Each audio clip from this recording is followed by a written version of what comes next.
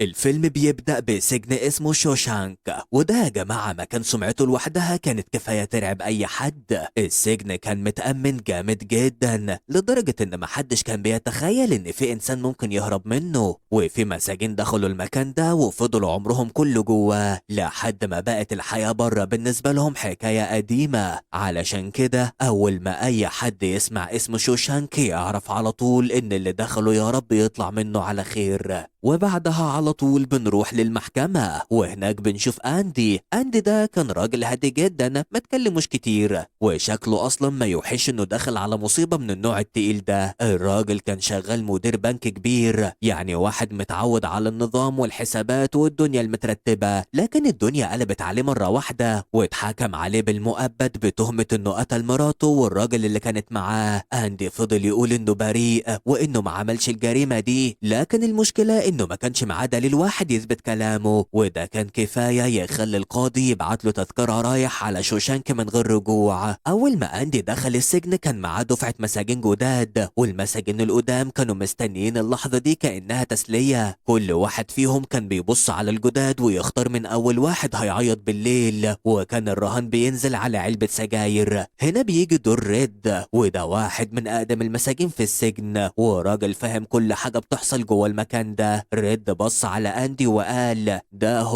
أول واحد هينهار، شكله نضيف زيادة ووشه مش وش واحد شاف قرف في الدنيا. لكن أول ليلة جابت لريد مفاجأة لما الدنيا ليلت والمساجين الجداد دخلوا الزنازين. القدام بدأوا يزعقوا ويخوفوهم علشان يكسروهم من أول يوم، وفعلا واحد من الجداد ما استحملش وفضل يصرخ ويقول إنه عاوز يروح بيته. الحراس نزلوا عليه ضرب بشكل يخلي أي حد يتجمد من الرعب، إنما أندي ولا كلمة ولا نفس عالي ولا حتى صوت اعتراض، فضل ساكت كأنه متوقع كل ده، أو كأنه قرر من اللحظة دي إنه مش هيديهم الفرصة يشوفوه مكسور. وهنا ريد عرف إنه قدام واحد مختلف. تاني يوم أندي بدأ يفتح عينه على الدنيا اللي حواليه، اتعرف على بروكس، ده أقدم واحد في السجن كله. بروكس كان راجل كبير بقاله جوه السجن سنين طويلة جدا لدرجة إن السجن بقى بيته الحقيقي. أندي سأل بروكس عن كل حاجة، مين الناس المهمة وايه القواعد اللي لازم يمشي عليها، ولو احتاج اي حاجة من بره السجن يروح لمين. بروكس ملفش ولا دار وقال له على طول لو عاوز اي حاجة من بره روح لريد. وفعلا اندي راح لريد وقال له انه سمع انه يقدر يجيب اي حاجة. ريد رد عليه وقال له ايوه، لكن بشرط ان الحاجات دي ما تكونش للاذى ولا للهروب. وهنا اندي طلب غريب جدا، قال له انا عاوز شاكوش صغير. ريد اتفاجئ وبص له كده باستغراب، لكن اندي قال له انه بيحب ينحت الصخور الصغيره. تاني يوم الشاكوش وصل، ولما ريد شاف حجمه ضحك جدا وقال بينه وبين نفسه انه لو الراجل ده ناوي يعمل حاجه بالشاكوش ده يبقى محتاج عمر فوق عمره. لكن طبعا الحياه جوه السجن ما كانتش هتسيبه في حاله. كان في 3 مساجين ريد حذر اندي منهم من اول يوم، ودول مسكوا فيه فعلا. كانوا كل شويه يجرجروه يضربوه ويعيشوه في ذل مستمر. اندي حاول يقاوم على قد ما يقدر، لكن لما تبقى لوحدك قدام 3 ما عندهمش رحمة الموضوع بيبقى صعب. والقرف ده استمر معاه فترة طويلة حوالي 2 كاملين، 2 من الضرب والإهانة، وكل مرة يقع فيها يقوم تاني. اللي حصل بعد كده كان صدمة، لأن الراجل رغم كل اللي شافه ما اتكسرش. وفي يوم السجن اختار مجموعة مساجين يطلعوا يصلحوا سقف فوق، وكان أندي وريد ضمنهم، والمسؤول عنهم كان حارس اسمه هادلي، وده راجل ناشف جدا من النوع اللي وشه لوحده كفايه يقطع النفس. وهم شغالين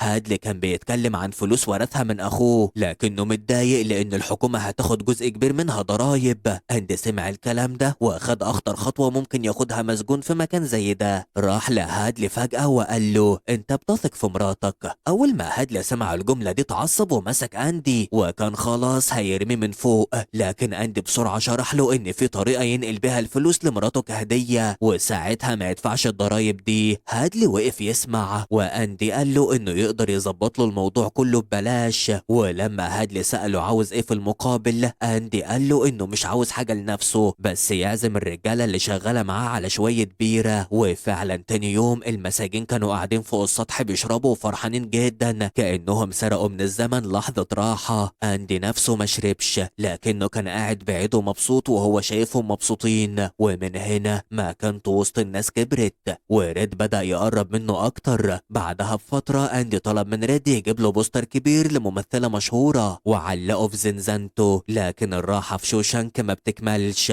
التلاتة الأشرار رجعوا له تاني وحاولوا يعتدوا عليه بالعافية. أندي المرة دي قوم جامد وما قدروش يعملوا اللي هم عاوزينه، لكنهم ضربوا ضرب مبرح دخلوا المستشفى شهر كامل. وهنا حصلت حاجة ما حدش كان شايفها جاية، لأن هادلي لما عرف من اللي عمل في كده نزل في واحد منهم ضرب وحشي خلاه مشلول على طول، ومن ساعتها بطلوا يقربوا من أندي. بعد كده مدير السجن بدأ ياخد باله من أندي. المدير ده كان بيظهر قدام الناس إنه راجل محترم ومتدين، لكن من جواه كان واحد ما يهمهوش غير مصلحته. لما عرف إن أندي شاطر في الحسابات والورق قرر يستفيد منه، نقله يشتغل في مكتبة السجن مع بروكس لاليم، وبقى كل شوية الحراس والموظفين يجوله علشان يملى لهم ورق أو يظبط لهم حسابات أو يحل لهم مشاكل ضرايب. ومع الوقت أندي بقى مهم جدا جوه السجن لدرجة إنه خلى ريد يساعده معاه في المكتبة. والمفاجأة بقى كانت مع بروكس. الحكومة قررت تخرجه بعد كل السنين دي، والمفروض إن دي لحظة فرح، لكن بروكس اتوتر جدا ومسك سكينة وحطها على رقبة سجين تاني علشان يفضل جوه. هو ببساطة ما بقاش يعرف يعيش بره. أندي هدى بالكلام فبروكس خرج فعلا، لكن لما طلع لقى الدنيا غريبة عليه. الشوارع اتغيرت، العربيات بقت كتير والناس كلها ماشية بسرعة، وهو حاسس انه مش عارف يمشي مع الزمن. اشتغل في سوبر ماركت لكنه ما استحملش الحياة الجديدة وفضل يفتكر السجن طول الوقت، وفي الاخر ما قدرش يكمل وانهى حياته وساب جواب لصحابه. واللحظة دي وجعت الكل لانهم فهموا ان السجن ساعات بيكسر الواحد من جوه اكتر ما يحبسه من بره. وفي الوقت ده مدير السجن كان عامل سبوبة كبيرة، بقى يطلع المساجين يشتغلوا بره في شغل كتير وياخد هو الفلوس علشان المساجين ارخص بكتير من العمال العاديين، وبكده كان بيكسب فلوس سودا كتير. واندي بخبرته في البنوك بقى هو اللي بيغسل له الفلوس دي ويخلي شكلها قانوني ويحطها في حسابات باسم شخص وهمي اصلا مش موجود. واضح ان الراجل ده قرر يخربها خالص بس من تحت لتحت. وبعدها دخل السجن شاب صغير اسمه تومي. تومي كان خفيف الدم، اجتماعي وصاحب الكل بسرعة. أندي قرب منه وشجعه يبطل سرقة ويحاول يتعلم ويبقى له مستقبل. وفي يوم وهم قاعدين على الأكل تومي حكى عن واحد كان قابله في سجن تاني، والراجل ده كان معترف قدامه إنه دخل يسرق بيت،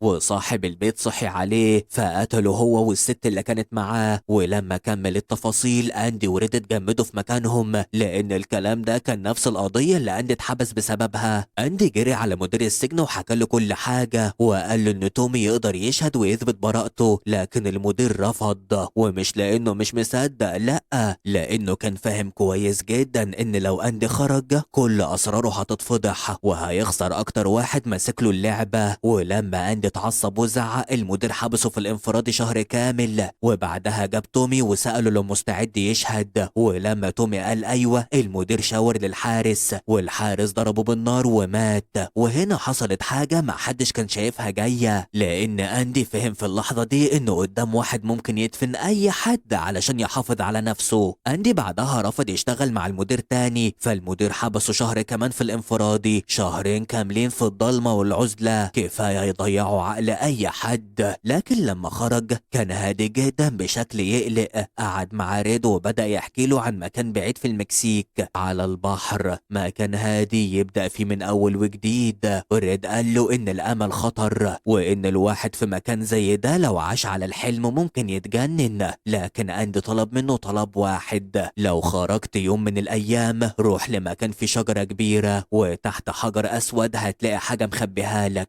وبالليل أندي رجع زنزانته بعد ما خلص شغل المدير وكواله هدومه ولمع جزمته. ريد طول الليل كان قلقان وحاسس إن أندي ممكن يعمل حاجة في نفسه، لكن الصبح لما الزنازين اتفتحت أندي ما خرجش. الحارس دخل عليه واتصدم لأن الزنزانة كانت فاضية. صفارات الإنذار ضربت في السجن كله والمدير جري على الزنزانة، ولما شال البوستر من على الحيطة ظهرت المفاجأة الكبيرة: نفق مستخبي وراه. هنا الكل فهم الحقيقة، أندي كان بيحفر في الحيطة بالشاكوش الصغير ده من سنين طويلة حتة حتة من غير ما حد يحس. التراب كان بيطلعه في جيوبه وينزله في ساحة السجن على مراحل، وبعد ما خلص خلص خرج من النفق وكسر ماسورة مجاري وزحف جواها مسافة طويلة جدا لحد ما طلع بره السجن. لكن اللي حصل بعدها كان أغرب بكتير، لأن أندي ما هربش بس، لا ده كمان استخدم الورق اللي كان مجهزه باسم الشخص الوهمي وسحب كل الفلوس اللي كانت متخبية في الحسابات،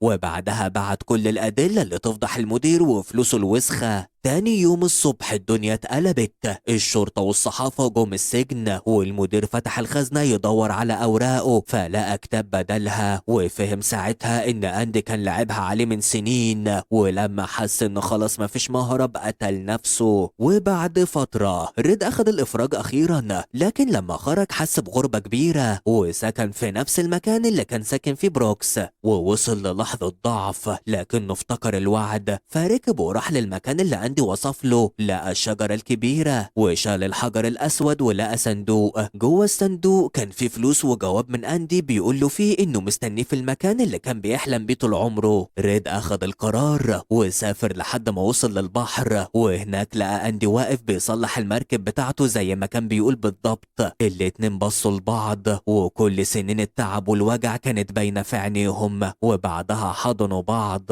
وهنا الحكاية بتقفل فعلا، عند اللحظة اللي واحد فيها لقى حريته والتاني لقى الأمل اللي كان فاكره ضاع. وبكده نكون وصلنا لنهاية الفيلم. لو الفيلم عجبك يا ريت بقى يا صديقي ما تنسانيش في اللايك والشير والكومنت الحلو اللي زيك، وتشترك في القناة وتفعل الجرس علشان يوصلك كل جديد. وطالما انت لسه جديد خش شوف الملخصات اللي فاتت علشان متأكد انها هتعجبك، ويا ريت تصلي على سيدنا محمد عليه أفضل الصلاة والسلام. أشوفك على خير في فيديو جديد، ويلا نقول سلام.